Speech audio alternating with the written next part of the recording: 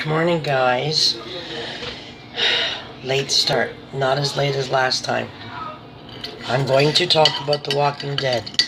Fair warning. Anybody who hasn't seen it yet, I don't want to be a spoiler. So I guess what? I'll give you a couple minutes to go. 5, 4, yes, we're doing this again. 3, 2, 1. Okay, go. I have to tell you right now, that I was absolutely, totally, 100% disappointed in last night's show. I have no words to express how much of a drag I love The Walking Dead. Anticlimactic, depressing, no Daryl in any of that whole thing. Wasn't very action-packed. Let's see. I knew someone would have to die. I figured it would be a little bit more climactic than what they did with the pick this person, you think one of them's gonna die, but you don't get to see that part. So they carry it on till when? When does the next season start? Or the second part of the season start? And then, what's this thing they do to get out? What is that? I'm sorry, I'm going to be kind of confused because both kids are up right now. Both watching Pineapple Express at 7:30 in the morning. Why not? But I have to say, I know something bad's going to happen because the little guy was saying, Mom, Mom, Mom, and we all know that zombies don't talk, so that's a dead giveaway. I have to say that I think the most exciting part, and now we have something to look forward to when it comes back in, is the part they showed after the show you thought was over, and they did that little prelude of the other show that's coming. What's the name of that show that's coming on last night that was on after The Walking Dead? Yeah. What was it? What was that show that they showed in between, and then they showed that part? Into the Badlands. Oh, the Badlands. Okay, yeah, Into the Badlands. Into the Badlands. Oh, that was freaky. Look at wait. It's freaky. I don't like it. Making a video. Yeah, that was really weird. Okay, so the part that they showed after the Into the Badlands kind of like preview type thing, they showed, Daryl and Abraham, and I can't remember her name again. That was like the most exciting part of that whole entire hour. And I thought it was supposed to be an hour and a half. We only got an hour. An hour of like, well, figuring they'd all come together and do whatever, but it didn't go that way. It absolutely sucked. I'm sorry, I love that show, but last night, pizzers. So this is me. I'm paying homage to Daryl again, because I love that man. I love that man. I want him. But yeah, he wasn't in the show till like the last, 2 minutes? Big flippy doo. Okay, another thing here. See, like I said, I'm sorry, this is going to distract me a little bit, but a couple people have asked me questions with regards to the paint salve I did for the recipe. If you look underneath the comments section in that video, like actually in the group, not on YouTube, I kind of did a breakdown of what I did for that. And if I can help you right now, basically this is not what I did, but this is how you can base it, okay? You would start with, let's just say a half a cup of beeswax. This is just, I'm throwing out a number, so you would be whatever you're going to use. So I'd say a half a cup of beeswax. Then you would have half a cup of cocoa butter. Then you would have a half a cup, but in that half a cup you would have your mango, avocado, and I think there was another butter, together to equal half a cup. Then the shea butter, I only used a tablespoon. What I did the other day, it was a half a cup or a third a cup. It was 1 tablespoon of shea I used. You don't use a lot of that. I used a tablespoon of light oil. I used nut oil, but you can use apricot. You can use whatever light oil you want. And then as far as making it being a salve or a bar, if you want it to be more soft, you would increase the coconut oil. Did I say coconut oil? It would have been a third, the same as the amount as your beeswax, okay? So half a cup, I guess is what I said. So you would keep that at half a cup if you want it to be kind of solid. You want it softer, add more coconut oil, or reduce the beeswax, or you can do vice versa. If you want it harder, you can increase the beeswax. That's what I did. I increased the beeswax and increased the cocoa butter. Okay, does that help? I know I just kind of totally messed you guys up, and I think I messed myself up because I'm trying to concentrate. But anyways, all you peoples, you probably don't know this. I only show you guys my bubbly stuff, and actually Missy sort of mentioned this the other day. Hi. I did a post on her group. She's got a new group. It's awesome. You guys should check it out, okay? It's, what is it? Missy's soap making something. I'm sorry, I can't remember what it is. That's really bad of me, but like I said, it's early in the morning. My brain isn't totally connected to the rest of me. But she's got a great little group. And I posted a couple pictures of some soap, and I just realized you guys don't even know that I soap. All I show you guys is my bath bomb stuff.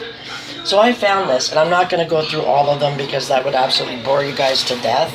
But what I do, when I make a soap, every time I make a soap, I will keep a sliver or an end so that I have a visual of what I've made, and then if it's something that I really like or someone asks me for, I have something to go buy, okay?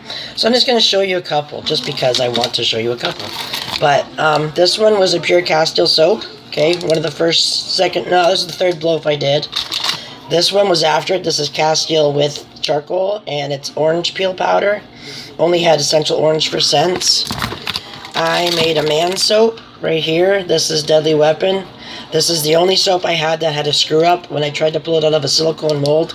I don't normally do silicone, but when I pulled it out of the silicone mold, the bottom was chalky. So I thought it wasn't lye heavy. I don't know what happened, if it was some sort of weird titanium dioxide mix up or something strange, or maybe it just was just the silicone mold. But I ended up cutting up all the bars and putting them into another soap, and I don't have that one to show you, obviously. I'm sorry. The mud soap that's in the recipe, I told you can do it with 2 kinds of mud. This is the 2 kinds of mud, okay? The lighter one is the lighter mud. That would be more of an exfoliation. This is the darker one. This is the one that you guys have in the recipe. It's the same recipe, but different mud. This is the one that's like a super major moisturizing bar, and you guys can see the difference in color. It's just because of the mud. One's soft, not gritty. The other one was gritty. Before I did any cold process soap, I used to do rebatch. And I literally actually used to buy soap. I can remember buying a huge big wad of plain natural soap from Soapalooza. And I would rebatch it. So when I rebatched, I'll just show you a couple. This is, you can't see it very good, I'm sorry, but it's I think I did it in wintergreen. Yeah, it's wintergreen. And I did it with the blue oxide, and then there's chunks of brown cinnamony, like pieces of soap in there, if you can see them. You probably can't see them very good. But there's brown chunks, all different shapes. Triangle shapes, squares, whatever. That was a rebatch. This was a rebatch, and obviously had vanilla content. It went kind of brown and weird, but this was charcoal and lab colors. Lab colors absolutely bleed. Can't stand it. This was the very, very, very first soap I made right here. It was a citrus. Do I have one? No, that's not it. It was a citrus pomegranate, and I absolutely hated the smell. Hated it. So that was my very first soap. Then I did one. This doesn't give you much representation. This was a man soap. This was my very first Christmas soap. It's got sparkles on the top. I did it with liquid lab colors. It was never a weird thing because each bar is different and the colors went really weird. Pepperminty. Let's see. Oh yeah, rebatch. This was my ugly soap, and believe it or not, people love this. It's the weirdest thing. You can tell it's rebatch. It's all kind of wonky willow, whatever. And the top I piped on melt and pour and foaming bath whip, and it didn't really want to stick good or harden, but it finally did harden. That's a rebatch too. Kind of ugly, but it floats. This soap actually floats. It's really strange. Let's see, difference of last year's pumpkin, this year's pumpkin. I'm sorry, I'm trying to be quick here. Men's soap, I did some men's soaps. This was malt cider. Let's see. Patchouli. Try not to bore you. That was a nice wintry, kind of clear the sinuses type thing. This is a man soap. This is this was a really soft bar of soap. This was made with a lot of shea butter and whatever, but it's a nice deep conditioning winter soap is what I call it. But this was cognac and cube. It doesn't look as good as it did. I sold these out. They're gone. Let's see. Oh, my favorite of all times is my Dragon's Blood with beetroot. I absolutely love this. This is like gotta be my all-time favorite smell, favorite colors. I could not reproduce it. I tried to reproduce it. I don't even know if I have one of the ones that I tried to reproduce, but it was one of my favorites, and I don't think I have the copy or the attempted copy. I don't know what I did with it. I probably used it because I liked it so much. Let's see. Oh yes, Halloween soap. This was my Spooktacular. I made this with tea.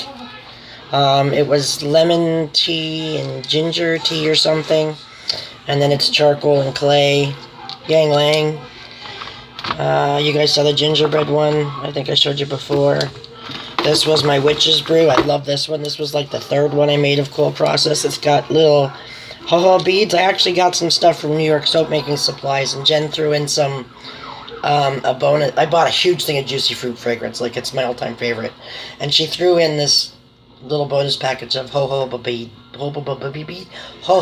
beads, and I love them in soap. So this doesn't do it justice. It was a tall bar, but every time I make a soap, like I said, I have leftovers and I put it in something. Same with this. This was Snow Fairy. It doesn't show. It's not a very good representation because it was just the leftover stuff. You guys have seen this. This is on my thing. Cucumber. This is on my thing. This is my Palm Noir. Patchouli. It's got to be one of my all-time favorites. I used to hate it, but I love it. And then you guys have seen the Pride one. That's pretty much it. So, oh, no, it's not. This is my other favorite. Sorry. Charcoal. This is like, I have to tell you a story, and I'll be quick about it, and then I'm done with this, because you guys don't need to see all this, but a lady has had eczema or really bad, like, red, flary, disgusting things on her arms. I don't want to say disgusting, but that's what she called them. Since she was about 4. She tried all these creams, lotions, blah, blah, blah. Anyways, I threw a soap at her, and I guess she was literally in tears, because within 5 days, she said her arms cleared up. For the first time in her life, she could wear short-sleeve shirts. And she said she's never buying anything again. She actually got it in, I did little gift baskets for my niece's, Stag and Doe.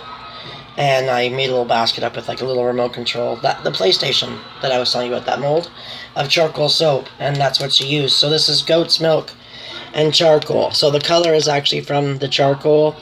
It works amazing. This is one of my hubby's favorite soaps. I have to constantly make this.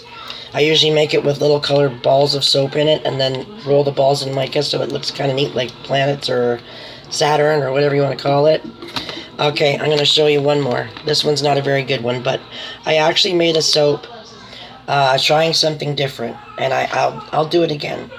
It was goat's milk soap, lemongrass, whatever, a little bit of those jojoba beads, but I did like a in the pot swirl, dumped it in my mold, and then I poured in melt and pour. Clear, tinted green melt and pour. And it was the coolest effect. It had like glass. This doesn't, like I said, this doesn't show it very good. You can see a tiny bit of the melt and pour on top.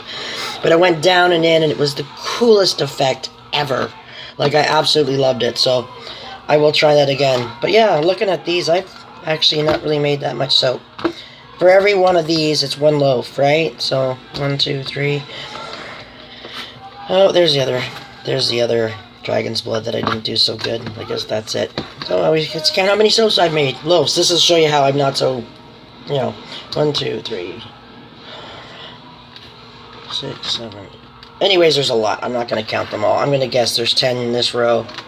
2, 3, 4, 5, 6. Yeah, there's about 10, 15 here. And then, I don't know. I'll do the math eventually. This is another one that floated. It was pretty cool. Another rebatch. But anyways, like I said, guys, don't be afraid of trying soap.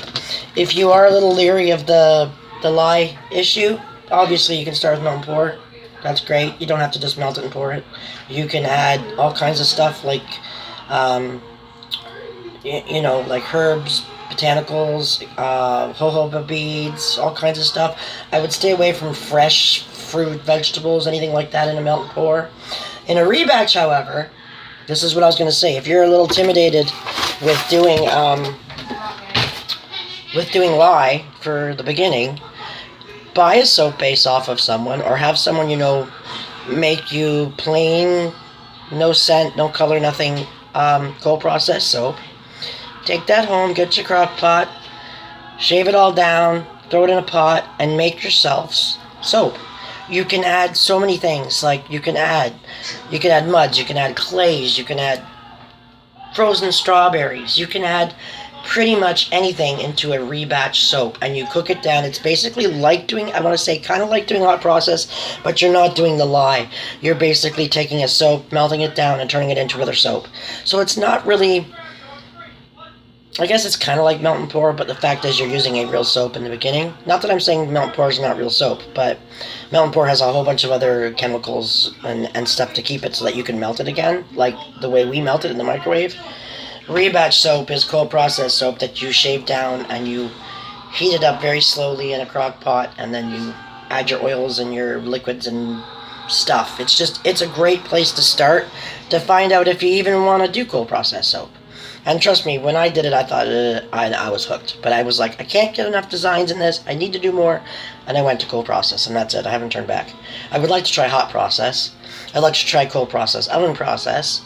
I don't know about the stick blender method yet. I don't think I'm quite that comfortable just yet. But anyways, enough about me. What's everybody doing today? Christmas stuff coming up, and we only got, what's today? Tomorrow's the 1st. 25 days till Christmas. I got I got one of my first big orders from Etsy yesterday. I thought it was someone, I was all ready to type in thank you, blah, blah, blah, check out my videos.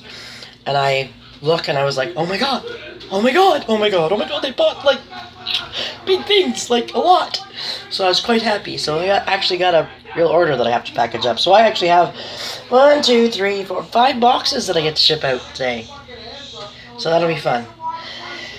Anyways, I may be back later today. If not, you guys have probably seen enough of me already. I'd like to see someone else do some stuff today. Anything, just something. Show me what you're doing for Christmas, or ask questions, or whatever. Just have at her. I want you guys to have a good, productive day. It's Monday. It's but it's all good. And I don't want to talk too much longer to bore you guys to death. Sorry it was a ramble today. I didn't even have I had an idea, but when I was so bummed out about Walking Dead, it just threw everything. So, on that note, we'll talk to you guys later, and have an awesome day.